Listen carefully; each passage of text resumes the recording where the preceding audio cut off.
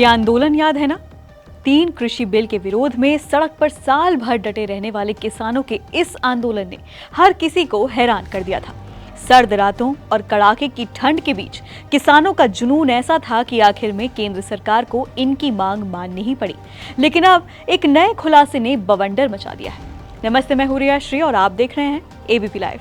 सबसे पहले एक छोटा सा बयान सुनिए। India is a country that had many requests of us around the farmers' protest, around particular journalists that were critical of the government. ये हैं ट्विटर के पूर्व सीईओ जैक डॉर्सी। जैक ने किसान आंदोलन को लेकर एक इंटरव्यू में कुछ ऐसा कहा जिसको लेकर अब सियासी घमासान मच गया है। दरअसल जैक डॉर्सी से एक इंटरव्यू में पूछा गया कि क्या कभी किसी सरकार की तरफ से उन पर दबाव बनाने की कोशिश की गई है। इसके जवाब में डॉर्सी ने भारत का उदाहरण दे दिया। डॉर्सी ने कहा, ऐसा कई बार हुआ है, भारत में ही देख लीजिए। किसान आंदोलन के दौरान ट्विटर हैंडल्स को ब्लॉक करने की कई सिफारिशें की गई थीं। इसमें ऐसे पत्रकार शामिल थे जो सरकार की आलोचना कर रहे थे। इस दौरान धमकी दी गई थी कि हम भारत में ट्विटर को बंद कर देंगे, हम आपके अधिकारियों के घरों पर छापेमारी करेंगे, अगर आप सूट का पालन नहीं करेंगे तो आपके दफ्तरों को भी बंद कर दिया जाएगा और ये भारत है, एक लोकतांत्रिक देश। जैक डॉर्सी के इस बयान के बाद भारत में बवाल मच गया है। कांग्रेस ने इसे हाथों हाथ लपक लिया। इसी के साथ अब इस बयान के बाद बवाल मचना ही था। कांग्रेस समेत तमाम विपक्षी दलों ने इस मुद्दे पर केंद्र सरकार को घेरते हुए जवाब मांगा है। कांग्रेस सांसद विवेक तन्खा ने लिखा, ये बीजेपी के प्रजातंत्र की राष्ट्रीय अंतर्राष्ट्रीय तस्वीर है। कितने भी शिलान्यास कर लीजिए, पर इस पाप को कैसे धोएंगे? यही नहीं, कांग्रेस नेता सुप्रिया श्रीनेत ने क्या कहा वो भी सुनिए। ट्विटर के फाउंडर और फॉर्मर सीईओ ने 45 सेकंड के अपने वक्तव्य में सरकार की कलई खोलकर रख दी है। सरकार की ओर से वही चिरपरिचित बयान की वो झूठ बोल रहे हैं। जैक डॉर्सी के पास आज झूठ बोलने की कोई वजह नहीं है। ना वो ट्विटर के सीईओ है, ना उसके बोर्ड पर है। सरकार के पास सच छुपाने के हजार बहाने हैं। क्यों नहीं मैं मानूं कि विपक्ष के लोगों की आवाज, राहुल गांधी की आवाज को दबाने का, दबाव बनाने का ट्विटर पर कि उनकी आवाज का हनन किया जाए, काम मोदी सरकार ने किया। किससे डरते हैं मोदी जी? सच से। लेकिन सच की तो वो ताकत है कि जिस शिद्दत से आप उसको दबाइएगा उसी तेजी से वो उभरता है। आपकी रंगी पुती छवि हर बार सच से ध्वस्त हो जाती है और आप हाथ मलते रह जाते हैं। इसके बाद मैदान में उतरे शिवसेना उद्धव ठाकरे गुट।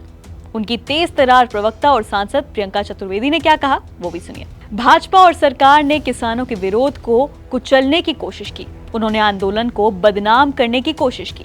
उन्होंने किसानों को आतंकी कहा। उन्होंने किसानों को एंटी नेशनल कहा। उन्होंने किसानों पर लाठीचार्ज करवाया। उन्होंने किसानों को मरने दिया। उन्होंने संसद में विपक्ष को मौन रखने की कोशिश की। उन्होंने किसानों का समर्थन करने वालों की आवाज को दबाने के लिए सोशल मीडिया प्लेटफॉर्म पर दबाव डालने की कोशिश की। इतनी ताकत के बावजूद किसानों ने उनके अहंकार को झुका दिया और सरकार को किसान अधिनियम वापस लेने के लिए मजबूर कर दिया।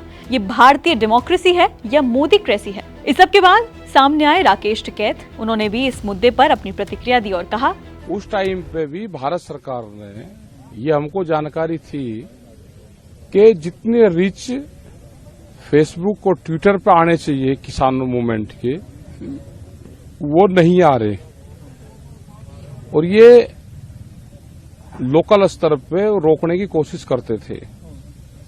और जो इसको मालिक था उसने बिल्कुल अब स्पष्ट कहा ही है। लेकिन जो भी ऐप हैं, जो कंपनियां ये चलाते हैं इस तरह की, वे किसी के प्रेशर में नहीं आते। उसने बिल्कुल ठीक कहा, भारत सरकार ने ये एफर्ट्स किए होंगे। इस सब के बाद केंद्र सरकार की तरफ से भी प्रतिक्रिया आई। डॉर्सी के दावों को झूठा करार दिया गया। इतना ही नहीं, इलेक्ट्रॉनिक और सूचना प्रौद्योगिकी राज्य मंत्री राजीव चंद्रशेखर ने जैक डॉर्सी के आरोपों पर पलटवार किया है। राजीव चंद्रशेखर ने कहा कि ट्विटर शायद अपने सबसे संदिग्ध दौर को झाड़ने का प्रयास कर रहा है। उन्होंने कुछ फैक्ट्स भी शेयर किए। राजीव चंद्रशेखर के मुताबिक डॉर्सी और उनकी टीम द्वारा बार बार भारत के कानून का लगातार उल्लंघन हो रहा था। उन्होंने साल 2020 से 2022 तक कानून का पालन नहीं किया। आखिर में उन्होंने जून 2022 से कानूनों का अनुपालन किया है। उन्होंने दावा किया कि ना तो कोई जेल गया, ना भारत में ट्विटर बंद किया गया। डॉर्सी के कार्यकाल के दौरान ट्विटर को भारतीय कानून की संप्रभुता को स्वीकार करने में परेशानी थी। उन्होंने ऐसा काम किया जैसे भारत का कानून उन पर लागू नहीं होगा। एक संप्रभु राष्ट्र के रूप में भारत को ये सुनिश्चित करने का अधिकार है कि भारत में काम करने वाली सभी कंपनियां उसके कानून का पालन करें। जनवरी 2021 में विरोध प्रदर्शनों के दौरान बहुत सारी गलत सूचनाएं और यहां तक कि नरसंहार की रिपोर्टें सामने आई थी जो फेक थी। भारत सरकार को प्लेटफॉर्म से गलत सूचनाओं को हटाने के लिए बाध्य होना पड़ा क्योंकि उसमें ऐसी फर्जी खबरें थी जिसमें स्थिति को भड़काने की क्षमता थी। जैक के कार्यकाल में ट्विटर ने पक्षपातपूर्ण व्यवहार किया। उन्हें भारत में प्लेटफॉर्म से गलत सूचना हटाने में समस्या थी, जबकि अमेरिका में उन्होंने इस तरह की घटनाओं को खुद हटाया था। रिकॉर्ड के लिए बता दें कि ना तो किसी पर छापा मारा गया और ना ही किसी को जेल भेजा गया। हमारा फोकस सिर्फ भारतीय कानून का अनुपालन सुनिश्चित करने पर था।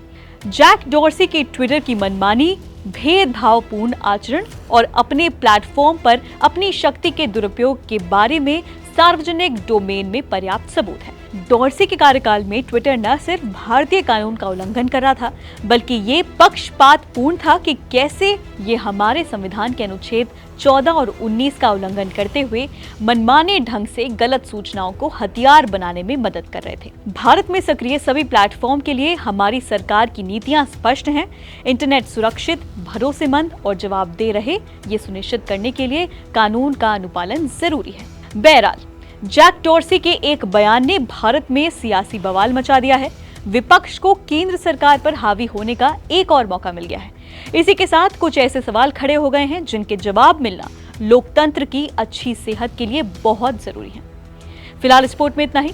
इस मामले पर आपकी क्या राय है, हमें नीचे कमेंट सेक्शन में जरूर बताइए और बाकी खबरें जानने के लिए आप बने रहिए एबीपी लाइव के साथ।